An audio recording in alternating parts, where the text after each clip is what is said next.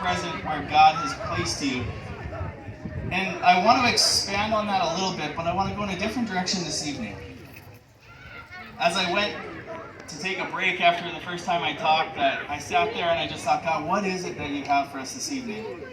And he took me in a completely different direction than I thought it was going to go. And so I want to share a little bit of a testimony, but I also want to tie it to what it is that we're walking through this year as a group of players. And so, as the chaplain for the Saskatchewan Roughriders, I have the privilege of meeting with players on a daily basis, trying to open the Word with them, teach them, equip them, and show them what it means to live authentically in their faith. And this year we've been going through a series called The Miracles of John. And each week we pick a different miracle through the book of John and we read through it, we study it, we unpack it, and we figure out what that means for us in our Christian life. And the other day, it's one of my favorite passages in all of Scripture is John chapter 6. It's where Jesus feeds the 5,000 and he sends his disciples off and then he walks to them on water. And as we were discussing this topic this past week, the question came up, why doesn't God move the way he did in Scripture? And I was challenged by that because I still believe he does. And I shared with them a story, and I want to share it with you guys this evening as well, because you may be sitting in those seats thinking the same thing. You know, is God still the same God that we read about in the Bible? And so I shared with them this story about this couple. And this couple was pregnant and they were expecting this child. And along the way, it became clear that there was going to be complications in their pregnancy. And so they took this imaging. They said, yes, this child is going to need surgery immediately before being born, or immediately after being born. And the chances of it surviving are slim. And this couple had to sit there and they had to experience that grief of knowing that they could have lost their child. And so they took these images, yet sure enough, there's a growth on the brain and they're going to have to come to the reality of what life might look like. So secondly, they go, well, we're going to take more imaging just to make sure. Sure enough, second image shows the same thing. They go, okay, we're going to do one more just to make sure that this isn't just a coincidence or this isn't just some false picturing. And so they take another one, they say, yep, it's confirmed, this child likely won't survive. And in the moment that that news was shared,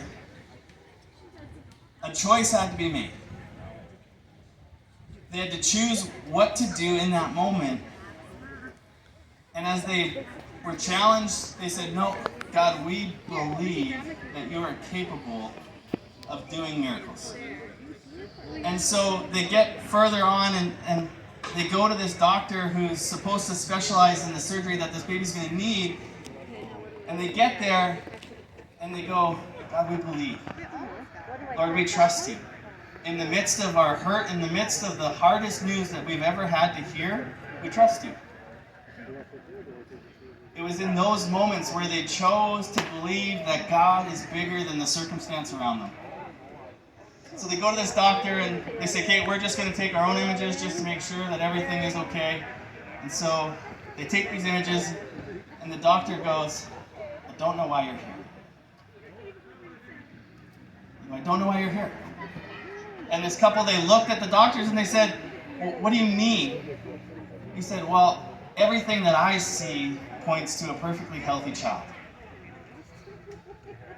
And he said, furthermore, I went back and looked at the 3 previous images that were taken, and I don't see any cause for concern on those either.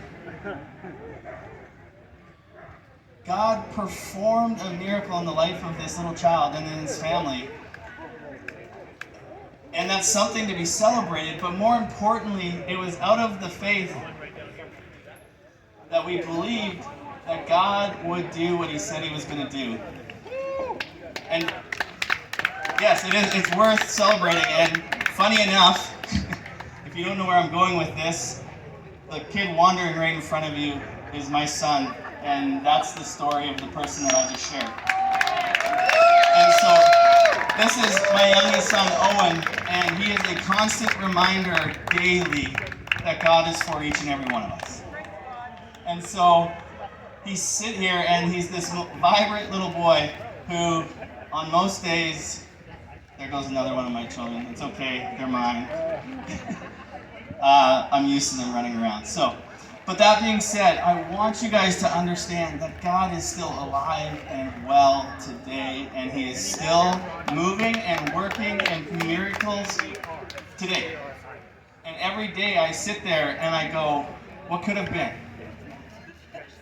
And this boy right here, he brings so much joy into our lives, and I can't picture life without him. Yet there was a season of our lives where we didn't know what that would look like. But in the midst of our trial and in the midst of our pain, now he's just showing off, that we made a choice consciously, my wife and I, to go, Lord, regardless of what it is, if it's 1 minute, if it's 1 hour, if we don't even get to meet him on this side of eternity, we trust that this is for us. And so I want to bring you back to Scripture, because at the end of the day, that is what is most important, is what does the Bible say? Because I truly believe that it is still as relevant today as it was on the days that it was written. And so as I said before, my favorite passage in Scripture is this account of Jesus feeding this miraculous crowd of people and then sending his disciples on this boat across the lake to say, just go